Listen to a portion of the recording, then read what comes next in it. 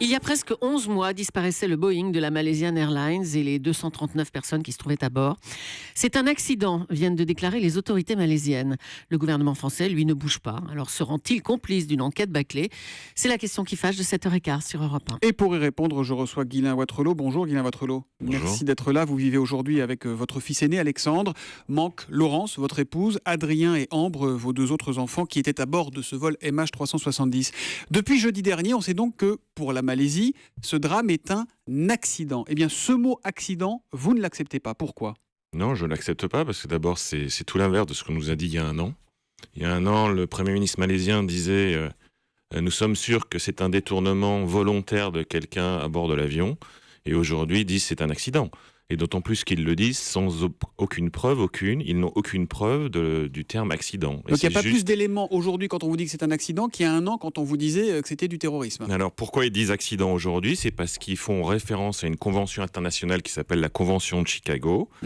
Et la Convention de Chicago dit quand on a cherché pendant un certain temps et qu'on n'a rien trouvé, on peut déclarer l'avion disparu et on peut dire que c'est un accident. Mais il n'y a absolument aucune preuve de l'accident.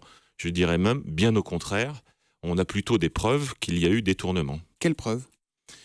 D'abord, le Premier ministre l'a dit il y a un mois. Le Premier ministre malaisien ? Les preuves sont que les ACAR ont été coupés, toutes les communications ont été coupées. L'avion, à un moment donné, a fait demi-tour. On l'a pointé avec des radars dans un autre endroit. Donc tout ça fait en sorte que ce n'est pas un accident, puisqu'on a réussi à le suivre pendant un certain temps, qu'il n'était pas sur sa route et qu'on a coupé tous les moyens de communication. Bon, en même temps, il y a eu des recherches, des moyens importants mobilisés, 26 pays qui s'y sont mis et on n'a rien trouvé. Est-ce que vous dites, vous, que l'enquête a été bâclée ? Je dis qu'on n'a pas cherché là où il est. Je dis qu'on sait parfaitement où il est et qu'on a cherché un endroit où il n'est pas. Il est où pour vous ? J'en sais rien. Mais vous pensez que les autorités le savent ? Je pense que oui, il y a beaucoup de gens qui le savent. Oui. Alors il y a ce que dit la Malaisie, mais les autorités françaises, le gouvernement, ils vous disent quoi, vous ? C'est un peu le silence. C'est des gens qui ont essayé de m'aider psychologiquement au départ, mais depuis rien. Donc on me dit qu'il faut faire confiance à l'enquête, mais on n'a pas le droit d'y participer. Voilà, moi ce que je reproche, je me sens, ce que je dis toujours, je me sens complètement abandonné par le gouvernement et par mon pays. On ne dit rien, jamais qui que ce soit du gouvernement s'est exprimé sur cette histoire-là, depuis le début. Quand il y a un Français qui disparaît, en général, on s'exprime. Là, il y a 4 Français dans cet avion. Il y a 3 moyens plus quelqu'un d'autre. On n'a jamais rien dit. On n'a jamais rien voulu faire. On n'a pas participé à l'enquête. On n'a pas participé aux recherches.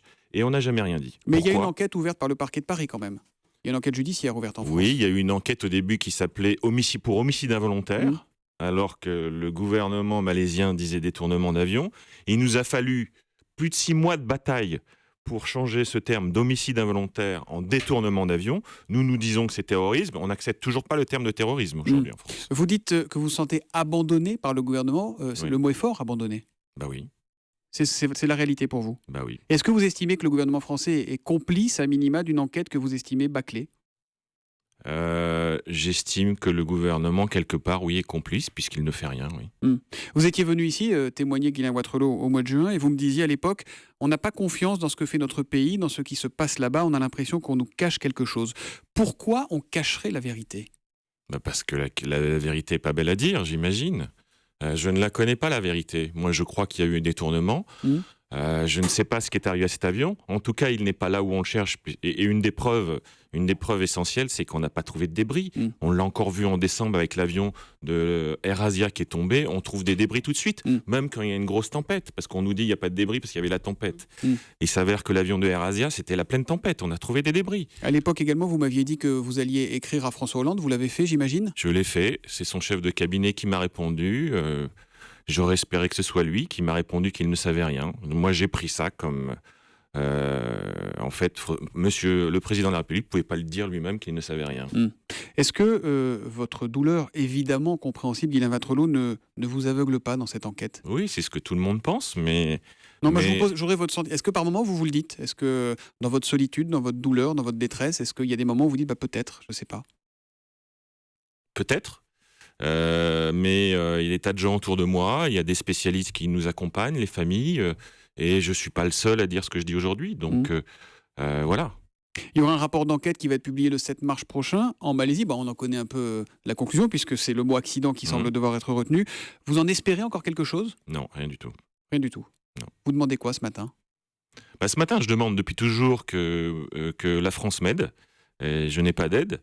Et les familles ont pris leur destin en main. C'est-à-dire qu'on mène notre propre enquête aujourd'hui. Donc, on lève des fonds, on a été chercher des enquêteurs. Et puis, je suis persuadé que cette histoire, il y a des tas de gens qui savent un petit bout de l'affaire.